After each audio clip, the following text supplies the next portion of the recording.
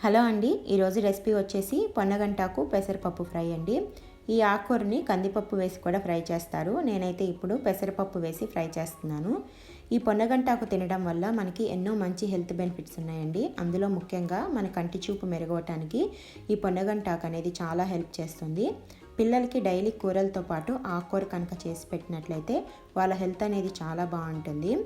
మనం రెగ్యులర్గా చేసుకునే ఆకుకూరని కొంచెం డిఫరెంట్గా పెసరపప్పు కానీ కందిపప్పు కానీ వేసి ఫ్రై చేసిస్తే పిల్లలు కూడా చాలా ఇష్టంగా తింటారు. పొన్నగంటాకు వండుకునేటప్పుడు కొంచెం బాగా క్లీన్ చేసుకోవాలండి, డస్ట్ అనేది ఎక్కువగా ఉంటుంది. ఇప్పుడు మనకి ఆకు అయితే మగ్గిపోయింది కదండి. ఇప్పుడు దీంట్లోకి నేను అరగంట ముందు నానబెట్టుకున్న పెసరపప్పు వేసుకొని ఫ్రై చేసుకుంటున్నాను. లాస్ట్లో కొంచెం కారం వేసుకొని ఫ్రై చేసుకుంటే మనకి కళ్ళకి ఎంతో మేలు చేసే పొన్నగంటాకు పెసరపప్పు ఫ్రై రెడీ అయిపోయింది. ఈ రెసిపీ మీకు నచ్చినట్లయితే మా ఛానల్ సబ్స్క్రైబ్ చేసుకోవటం మర్చిపోమాకండి.